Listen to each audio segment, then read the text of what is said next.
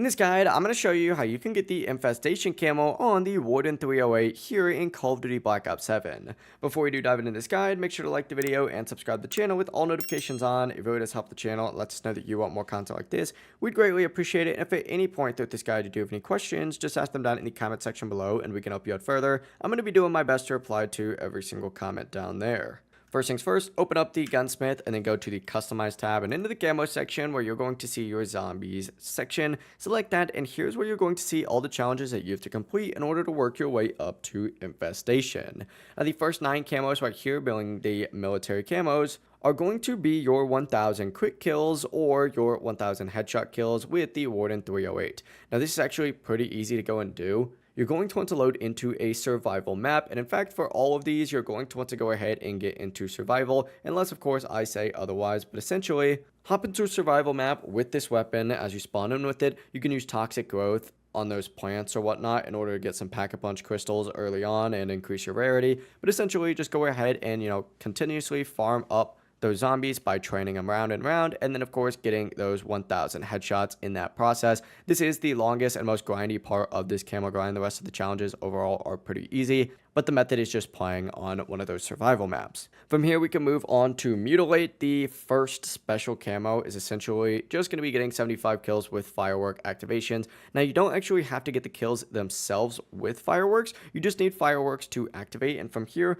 just kill as many zombies as possible to count towards that 75 marker. Once you get 75 in total, you'll be done with this. So I recommend just putting fireworks on as soon as you get into the game. For Slither though, you have to go ahead and get 300 kills with the weapon at rarity or higher. Once again, toxic growth on those little spores or whatnot and plants is going to help you get the rare rarity pretty much immediately when you do spawn into your game. This is absolutely the method, because from here you just have to get 300 eliminations.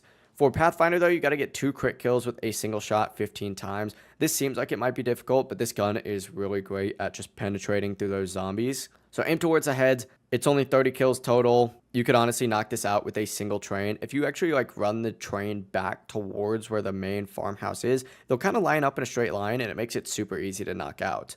From here though, we move on to Golden Dragon. You do have to get 10 kills rapidly 15 times with the Warden 308. This is a little bit difficult just because this gun doesn't have the highest fire rate in the entire world. If you are struggling, do this on earlier rounds. It'll help you out more. But essentially, same process. Run up a train, bring it back towards the house, and as they line up perfectly, aim for the head. It'll help you a lot more in terms of killing them quicker, but knock it out, and boom, we can move on to Bloodstone, which, first things first, you do have to go ahead and get the Dragon Camo on 3 marksman rifles before unlocking this challenge, but once you do that, you'll be able to get 20 or more consecutive kills without taking damage 5 times. This is actually unbelievably easy, especially past round 20. Once again, just run up a train, kind of keep your distance, which is kind of what you have to do with this weapon anyways, but essentially don't get hit at all. If there's any Ravagers or bears that spawn in, prioritize those first, and you'll knock this out in 1 to 2 rounds max. It's only 100 kills total. Finally, for Doomsteel though, you have to go ahead and first get Bloodstone on 30 weapons, so keep that in mind. But after doing so, you're going to want to get loaded into Ashes of the Damned, because you have to get 10 elite zombie kills with the Warden 308.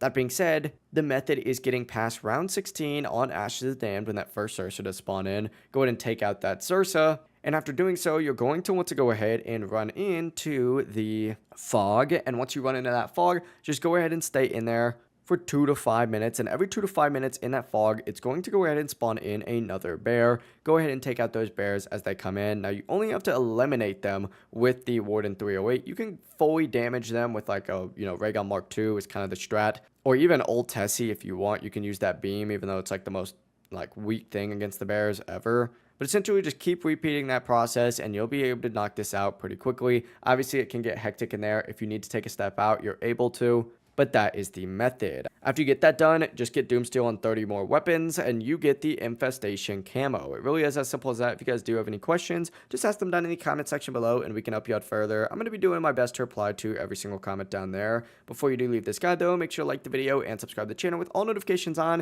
It really does help the channel. It lets us know that you want more content like this. We'd greatly appreciate it. Have a great rest of your day though. Peace.